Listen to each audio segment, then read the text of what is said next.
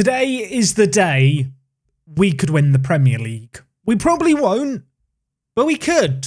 2 points behind Manchester United. 2 games left of the year.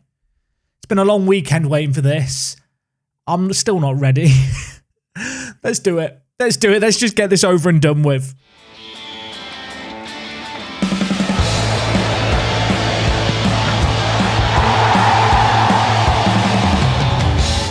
Yes, folks, how is it going? And welcome back to episode number 29 of Park to Prem here with Crystal Palace. You know what's going on today. As I've said in the intro, I don't think I'm ready for it. We have Sheffield United to kick things off. After that, we play Tottenham. We need Manchester United to drop points. We need a miracle. They've been very good this year. They've conceded 17 goals in 36 games. They've kept clean sheets in more than half their matches. I will say, we have scored more than them. So we are capable of scoring goals. We're going to need to show that today. We didn't show that at the end of last episode. We're not going to talk about the Blackburn game other than just to acknowledge it happened. We move on. And, well, the thing to note really today is that Man City v Manchester United is the early kickoff. So we're going to hit continue once here and find out if Manchester United have dropped points or not, which obviously I'm going to hope for my sakes they do drop points. If they don't drop points, we have to win. Their last game of the season is at home against Wolves. Somehow I just don't see them dropping points there. So Man City, please, Gattuso's Man City, Mokoko's Man City, Phil Foden's Man City, do me a favour. Have they done me a favour? They've not done me a favour. Now I should say, before we go any further, Newcastle played midweek against Aston Villa. They drew, which means we're guaranteed a top 4 finish. So that's good. I mean, this now does remove a lot of the jeopardy, I feel like, from today's episode in terms of if we now lose, Man U just win the league. If we win, I mean, look, it goes to the final day, which in itself is a little bit of an achievement. Of course, in order for that to happen, we've got to do it against Tottenham. In terms of team news, Sanchez is out injured. The rest of the team, though, pretty much at full strength. We're not going to do any messing around here. Let's see how we get on. Now, of course, as well as the 2 matches today, we are going to do the typical end-of-season roundup. I want to talk a little bit about my thoughts with the squad moving forward. The budget has been set for next season. I'll tell you at the end of the matches how much we've been given. You might have caught it on another screen. It's a lot of money. I'm quite excited for it. But before I decide how and where to spend that money, I want to wrap up the season, I feel like, and find out where exactly are we going to be. I mean, really, whilst first place does feel a little out of reach now, if we could just take it to the final day, if we could secure second place, that would be a really, really sensational achievement for the season that we've had. I know the media prediction was for us to do really well. The board expectation, of course, was for us to just, finish top 4. We've managed that. So I'm hoping that on its own is going to be enough for me to keep my job. I think our kind of manager performance is still at a B or a B-. So it's kind of okay.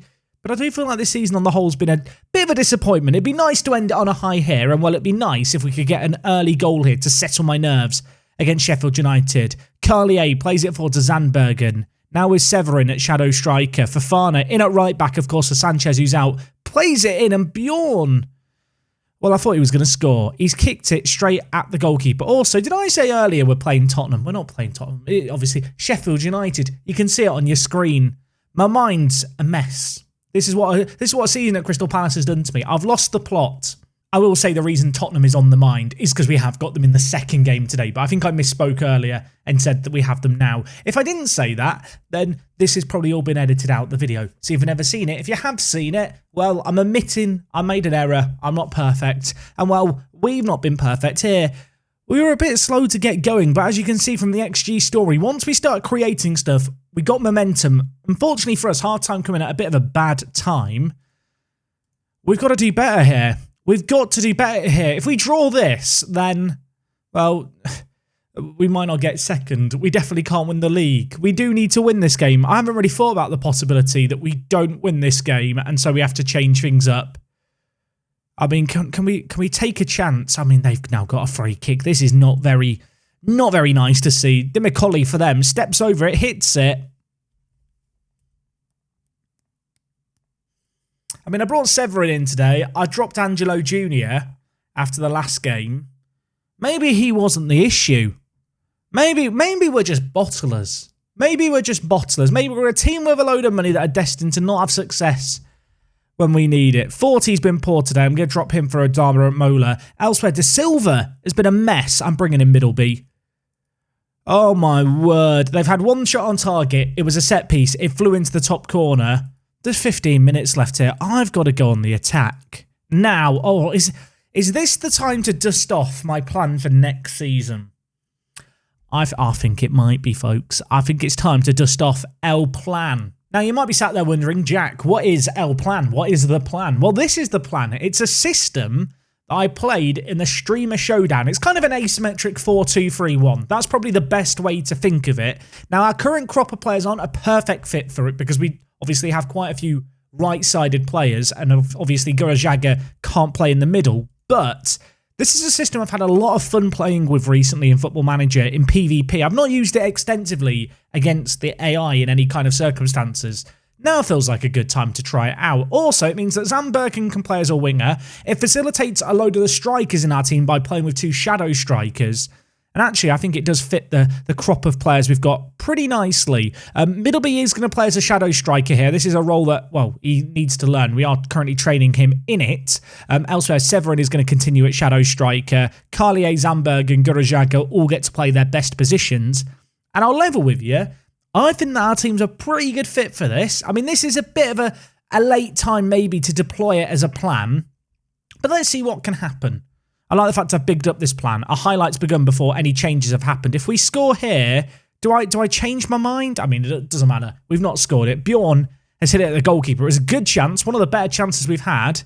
And with that, we're going to change up the system. We're going to go to the new thing and see what it can do. We need 2 goals in the last 5 minutes here. Does anyone else just feel a feeling of dread? Nothing's happening.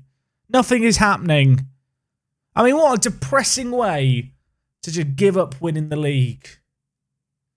I mean, yeah, Angelo Jr. can't be blamed for this one. Again, just our forward line has just not shown up here. I mean, there could be a late goal. We could get a late equaliser. Does that mean anything? I don't think that even means anything. I think Manchester United have won the league. Congratulations, Manchester United. You've won. Oh, my word. Severin has just kicked a man.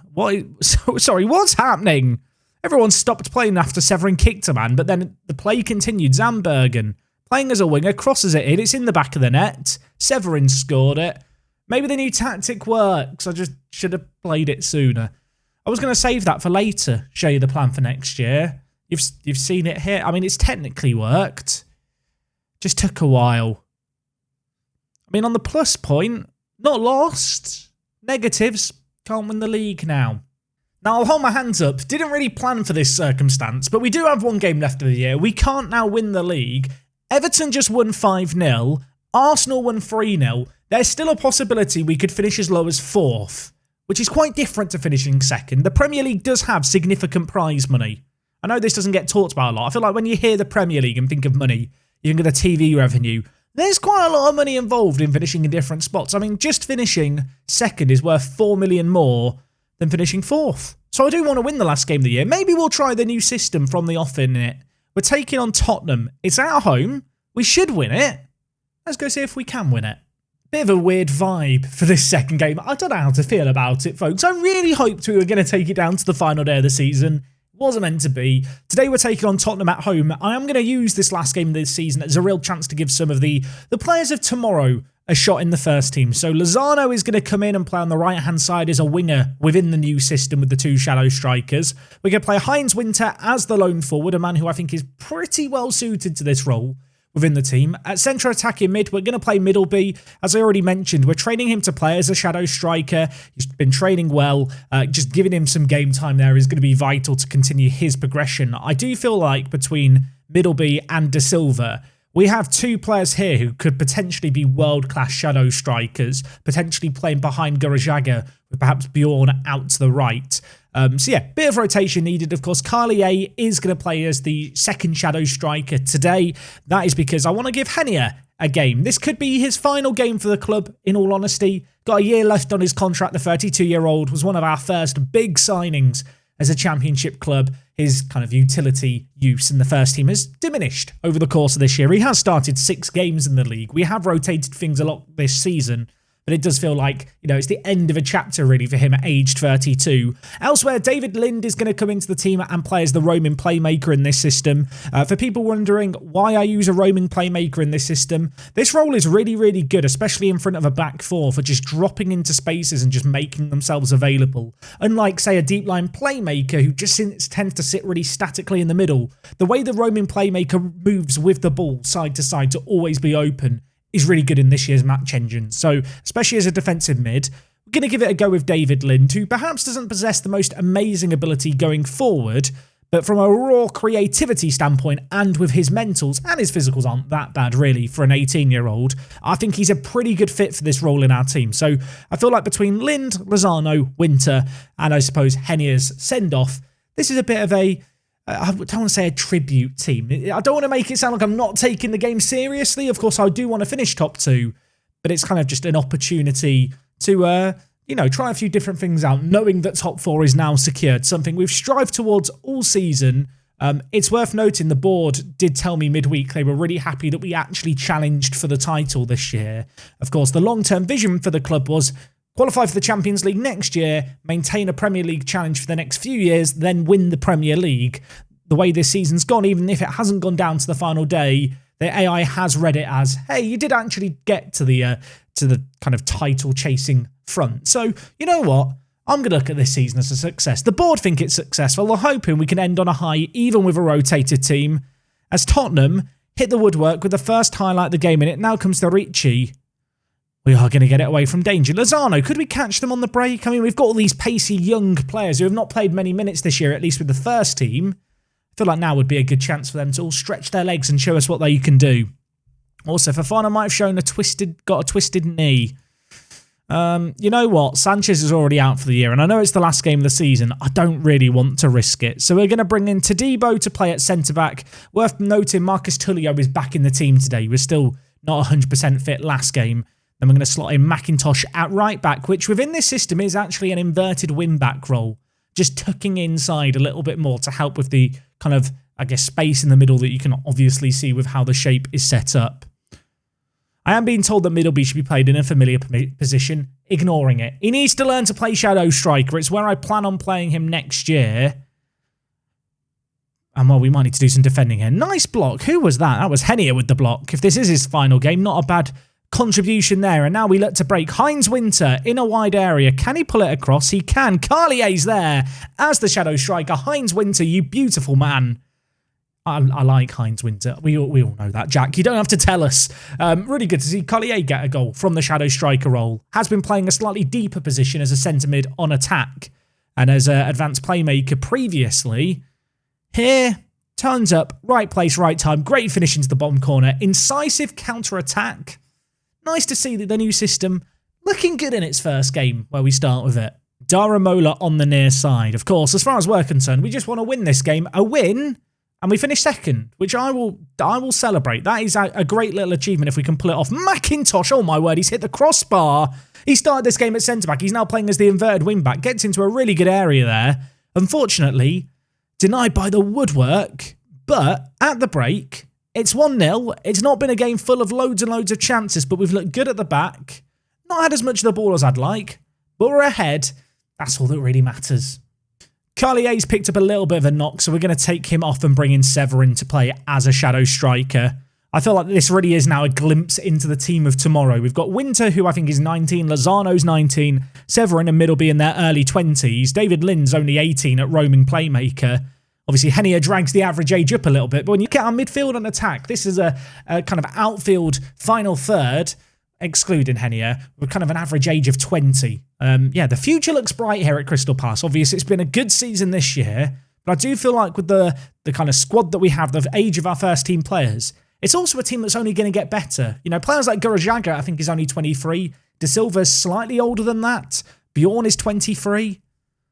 Oh, well, McIntosh, he is free in the middle, plays it across the middle, takes it down, hits it, forces a save out the keeper. I think it was offside. It wasn't offside. It would have counted had he found the back of the net. Middleby is now going to take the resulting corner. He puts in Tullio, header, straight at Magnan in goal. I'll tell you what, there's not been a load of highlights in this game, but we've limited Tottenham's opportunities. They've done nothing going forward. And, well, we've lacked a little bit of defensive solidity at the back. I'd love a clean sheet. I'd love a 1-0. I'd love a 2-0 even more. Heinz Winter takes it down superbly. Middleby is queuing up in the middle, as was Carlier. It is dealt with initially, but we do still have possession here. 3 minutes left on the clock. Winning this game is still important if we want to get top 4. I've tried to avoid looking at the Arsenal game and the Everton game, just focusing on what we can do. We control our own fate, and while we might have a chance here, Middleby, back to Henier. Gives it to David Lind, who hits it. Oh my word, David Lind. He's 18 years old. Hasn't had as many minutes in the second half of the season since he joined us in January. I need to give him first team football. I think I can find more space for him in this system in terms of giving him first team opportunities. And that there was a really, really nice finish. Henier with an assist. If that is his departing memory that he leaves the fans with, should this be his final season, it's not a bad one. It's going to finish here 2-0. Kind of wish we could have done this against some lower league opposition. But you know what? Against a team who were doing pretty well in the league this year in Tottenham, with that rotated team, I'm pretty happy. And, well, we know that we've got second. How did the rest of the league table finish, you might ask? Well, Arsenal beat Newcastle, Everton beat Leeds. So we did actually have to win that game. If we'd lost it, we would have finished 4th. And, well, when you look at that league table, it's a good season, right? Right. I mean, look, Manchester United didn't even drop points anyway. So actually, the way it's worked out, the last game didn't even matter. Didn't even matter that we dropped points. It wouldn't, I mean, obviously, the whole scenario would have been different. There might have been more pressure on Manchester United, but look, they were never going to drop those points. They've been too good this year. Anyway, Fofana is out for 5 to 8 days. Adara Mola's out for 1 to 3. Carlier, 1 to 2. The good news for them is it's the end of the season, and the great news for us is it's our best ever Premier League finish. Our second season in this division. Of course, we do have a silly amount of money, but yeah, I mean, look, we've done what was required of us. Second place in the league. Last year we finished 6th. I mean, we're working our way up. Logically, next year we're going to win it all. Of course, that isn't how it works. Now, of course, we have got the end of season shizzle. I've used the word. Did people use the word shizzle? Shizzle stuff. We've got the end of season stuff to do. Move on, Jack. Let's talk about it. Of course, we did win a trophy this year. It was the Community Shield. Don't let that distract you from the fact it is actually silverware. I mean, looking at the new signings here, Bjorn was the signing of the season. £97 million paid. That was an astronomical sum of money, but for a player who's consistent, loves big matches, is only 23, and I think could be sensational, especially in our new system as a winger. I feel like we got our money's worth. 11 goals in 27 in the league from out on the right-hand side. 4 player of the matches, 4 assists. Yeah, he was absolutely sublime for us. Really, really impressed by what he's contributed. And I am going to continue to annoy people by keeping him numbered the number 6. I know some people care about squad numbers. I don't. Elsewhere in terms of transfers, of course, Claudio Sanchez joined us from Tottenham. Prior to his injury right at the end of the year, he was one of the players who played the most games for us this season. He had some of the most minutes as an outfield player. And whilst he didn't light the world alight, I mean, he's a right back. He's not going to score a load of goals. He did get 9 assists and a goal in 43 appearances this year, which is not too bad. Elsewhere, Payrat did very, very well. Got 7.24 as a more defensive option for us. Was something we'd lacked in previous seasons, and I do feel like he was a big difference maker for us this year. Elsewhere, a bit of a surprise package. Adara Mola, of course, spent the big bucks on him because he was homegrown at club. In the end, he started about 1/3 of our Premier League matches this year, which is not an insignificant number. And he was a very, very useful squad player for us to have. Still probably overpaid at the price we paid, but we needed to pay it. We needed some homegrown at club players for European competitions, and he ticked that box. He did very, very well. Of course, you can see all the other players here. I mean, when you order players by amount of appearances, what you realise is the team that we had this year wasn't actually different to the team that we had the previous year, where we finished 6th. But the signings we made a difference, and the young players that, of course, we've accumulated over the last few seasons are just continually getting better. And I think that's kind of shown by how we did in the league this season. Of course, the Community Shield and the league season really were the highlights this year. League-wise, very, very happy to finish second. 79 points is very, very good. To only lose 5 games in 38 this season as well should not be kind of underestimated, especially when you realise that every single one of those losses was by a singular goal margin. We never got blown out this year. Of course, there were games where we didn't really create enough, and we probably didn't keep enough clean sheets for my liking. But ultimately, we were a solid team. There was never a time where we got completely dominated in the game. And whilst that, obviously, you don't get a medal for that, you don't get a trophy for that, that does give me a little bit of hope going into next year. Of course, in all the cup competitions, we got knocked out by big teams. Everton knocked us out in the Europa League. They ended up finishing third in the Premier League this year. In the FA Cup, we lost to Arsenal. They ended up finishing fourth. In the EFL Cup, okay, look, in the AFL Cup, we lost on penalties to Southampton. So that one's slightly different. But to be fair, Southampton still finished 11th. Ultimately, I don't look at any of the cup competitions we crashed out of and start to panic massively. Ultimately, we took on some of the best teams in England in these games and were just undone on the day. Yeah, no point in overreacting as far as I'm concerned.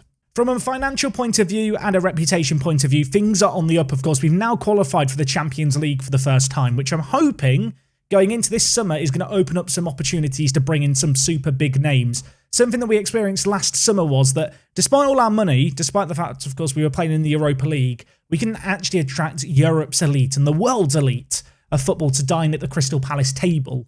I'm hoping that this year our options in terms of transfers is going to be a little larger, I suppose. From a financial point of view, sponsorships went up. Of course, just as a reminder, we have a sugar daddy owner. As part of that and how it functions in Football Manager, he just continually generates new sponsorship deals to give us a load of money. So, shout out to the owner. He invested big. And, well, I'm pleased to report that we did actually make more money in other areas as well off the back of success on the pitch. And also, I think, through signing kind of big name players. In terms of shirt sales, you can see Gurajaga, De Silva, McIntosh, Sanchez and Zandbergen, the top shirt sales. And in terms of our team for the year, here it is in all its glory. De Silva, Gurajaga, Carlier, Zandbergen, Ulrich, Peyrat, 14 McIntosh, Tulio, Sanchez, Ruiz. Yeah, no questions about that team. That was probably our best team this year on balance. From a personal point of view, we got Manager of the Month for April. That was neat. Obviously, it doesn't really make up for how the season fizzled out. Fans Player of the Season went to Tulio. Young Player of the Season went to McIntosh. Our two centre-backs, very, very impressive this year. Signing of the season, we've already talked about it. It went to Bjorn. Top goal scorer was De Silva. A De Silva who, as you can kind of tell by his form, towards the end of the season did just fizzle out a little bit. I mean, his standards were set incredibly high. Ultimately, he got 17 goals in the Premier League. It was a bit of a team effort when it came to the goal scoring in the league. Obviously, we've talked about it in previous years. Haaland gets all the goals for Liverpool. If I'm not mistaken, we ended up being the top scoring team in the Premier League. Indeed, we did. But we didn't actually have a player in the top 3 for goal scoring. It was just a team effort. Carlier chipped in with 12. Zandbergen got 11. De Silva got 17. I know that Middleby got a fair few too. Playing as a regular sub for us. He got 7 goals and 3 assists. Severin also chipped in, if I'm not mistaken, with goals. He got 5. So yeah, it was a bit of a team effort across the board, which actually I think is quite a good thing. I think you can almost be too reliant on certain players, and that can kind of cause you issues. And well, in terms of record breakers, Bjorn, the highest transfer fee paid, £97 million. Gurajaga, most assists in a season. Obviously, a fair few of those were from corners, were from set pieces. But make no mistake, he was sensational. 7 goals in the Premier League, 14 assists, playing out on the left-hand side. What I would say is, he's not as amazing as he once was. This might be a controversial statement, but I compare, for example, Gurajaga with Severin. I don't think Severin's a million miles away from him. And the other player who I think it is natural to draw comparisons with is, of course, Zandbergen over on the other wing. And I think when you compare these two players, you kind of start to realise that Zandbergen is just that step above Gurajaga. But of course, one season ends, another kicks off right away as far as Duan Jin is concerned, our crazy chairman. And here's his vision and expectations for the season. Play counter-attacking football, make the most of set pieces, play attacking football. Please explain how you play attacking and counter-attacking football. Go figure that one out. Sign high-rep players. None of that is too drastically different to what we have. Work within the wage budget, develop the best youth system in the country and increase commercial revenue. End of next season, he wants us to win the Premier League and win the Champions League. And then just continue winning the Premier League. I mean, this has changed before, so I don't want to panic too much. If they're the expectations for next season, whilst I do actually think they're attainable, they are rather lofty. I am going to try and remove the play counter-attacking football. Can we just get rid of that? Okay, we can't get rid of that. So we are going to have to play counter-attacking football next year. I mean, expectations for next year, I guess I've just got to tell the players we're going to win the league. Brilliant, that's what I want to hear. We're going to reach the Champions League final because that's what Dwanjin's told me to say. I mean, the players are happy as Larry. I'm panicking. I'm freaking out. I talked about the budgets. Let's talk about them because we do have money to spend. Also, Premier League Team of the Year, we had one player in it, Carlier, a man who escaped any recognition, I realise, so far in this episode. He's been absolutely mad for us. 53 million. Well spent. I mean, 19 goal contributions in 34. Not sure where he'll fit in within the new system. I mean, we could play him as the inverted wing back on attack. Could. Probably not going to do that, but we could. But we're not going to do that. So in terms of the budgets for next season, you can see here the overall balance sits at 60 million. All these lovely sponsorship deals that the owner keeps generating, keeping us afloat. Transfer budget, £134 million. Wage budget is £1 million above what we currently have. That's right, he's increased the wage budget by 33% on what it was last season, which is mad.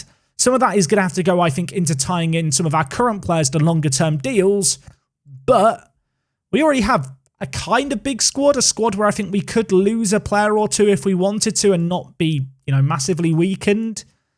I think there's going to be a fair few comings and goings in tomorrow's transfer special, put it that way. So I mentioned the new tactic. I feel like to end things today, we'll talk about it a little bit. As I mentioned, it kind of works as a 4-2-3-1. That's the best way of thinking about it. And it's asymmetric in the sense that there is no one on the left-hand side ahead of Adara Mola. So as a wing-back, he is going to be encouraged to get up the pitch. That said, the shadow striker, because shadow strikers like to press, they like to harry, Middleby will kind of track runs of the wider player kind of from deeper positions. So Adara Mola shouldn't be too exposed, especially with the centre mid on attack in behind. This year, the centre mid on attack is a really interesting role because it will actually drop fairly deep at the beginning of phases of play and also just when you don't have the ball. It's not a super aggressive role in that regard, but what the centre mid on attack likes to do is make these runs from deep that just defenders don't pick up, and especially in a system like this, where we do have so many players forward, these overwhelming runs just create space elsewhere. They can pull players all out of position and it works really, really nicely.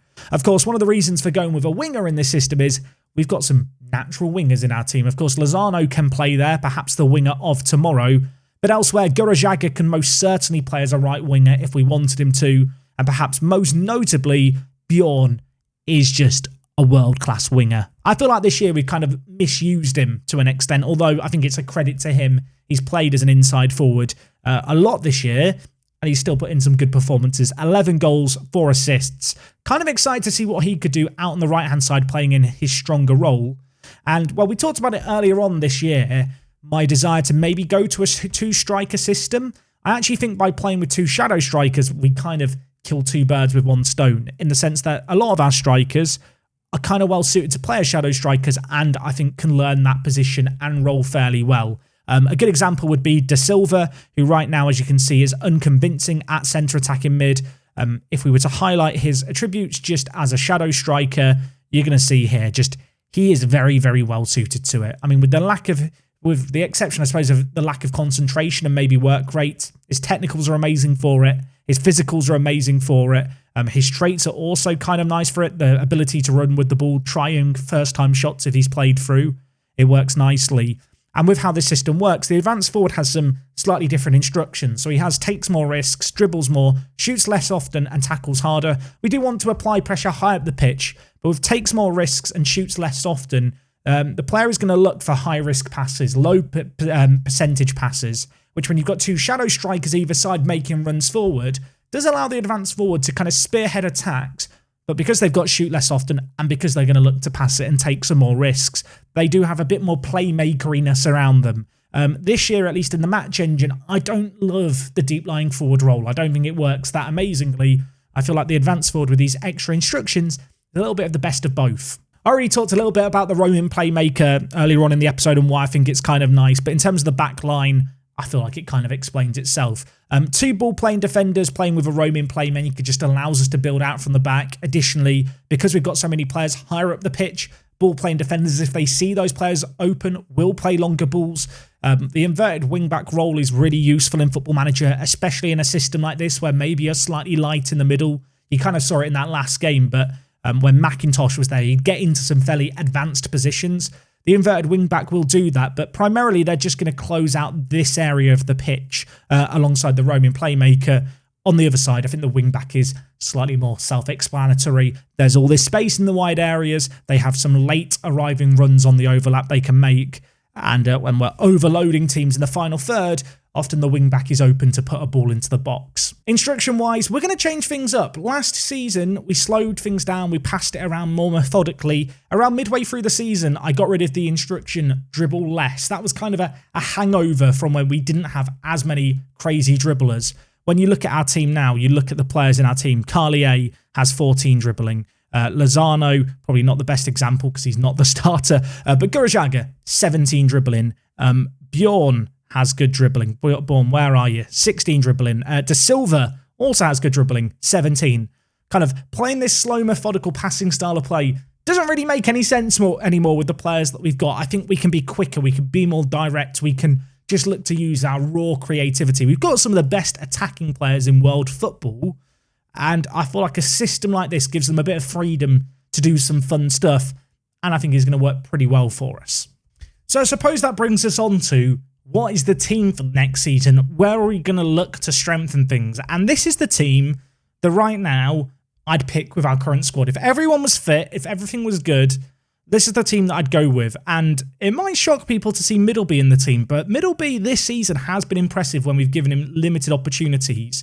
And I think when you compare him and Severin, they're only a year apart. I think Middleby is just a slightly more complete player, which is a shadow striker in our system is obviously really valuable. What I would say is Severin is obviously a super versatile player who can play as a shadow striker, can play as an advanced forward, can even play it out on the right-hand side if we needed him to. And, well, with how we play, he will be a valuable option on the bench. I suppose the biggest question marks are maybe over Gurajaga at advanced forward. Of course, with us ditching the wide player on the left and having Bjorn who can play on the right, the only place I can play Gurajaga is as an advanced forward, unless I decide I want to train him to play down the middle. And as good as Bjorn is, I do think he is a bit of a weak link, especially compared to the likes of... Gurajaga is the weak link, especially when compared to Bergen, or Zandbergen, and De Silva, who I absolutely adore. I think De Silva this year has been really, really good everywhere we've played him. And I just think as a shadow striker, he could be very, very good. Of course, the benefit with a team and an adjustment like this is, whilst it looks radically different, fundamentally, it's very small little tweaks, and we could easily revert back to our previous systems if this doesn't work. Obviously, we've experimented with it a little bit to end the season. It seems to have done okay. It's a new system. It's unfamiliar to the players. Carlier will then play as kind of the centre mid on attack from deep. He's a player who can naturally play in that centre mid role. Maybe question marks over Payrat this year. To be honest, had his best performances at centre back. He was way, way better there than when we played him at centre mid. The roaming playmaker is maybe the area where I'm most desperate to sign someone. There is also the question mark over the goalkeeping. Do I stick with Mario Ruiz, or do I look at Kayondo, who had a pretty amazing season at Marseille, and do I look at him and go, you know what, you deserve just to be our number one? Maybe it's a little bit premature. I just look at the Mario Ruiz shot stopping and just, I feel like Kayondo's just a little bit off it. But that's a decision I am going to have to make. And while circling back to that roaming playmaker, something I've not told you today as in this episode, I've made a bid for Fontana. I've offered £100 million. And Arsenal have already accepted it. Tomorrow, in the transfer special, they're going to try and offer him a contract. And, to find out how that goes, you're going to have to come back, I'm afraid. That is everything for today. Let me know what you make of the changing system. All in all, good, successful season. We finished second in the Premier League. That was the main aim. Of course, the new aims for the board, they terrify me. We're going to need to have a rather large summer if we are going to win the Champions League and the Premier League. Yeah, Dwanjin is mad, isn't he? Thank you for watching as always. Next time out, we're back with a transfer special. I hope to see you guys for that then. And well, until next time, it is me, Jack, and I'll see you on the next one. I'm out.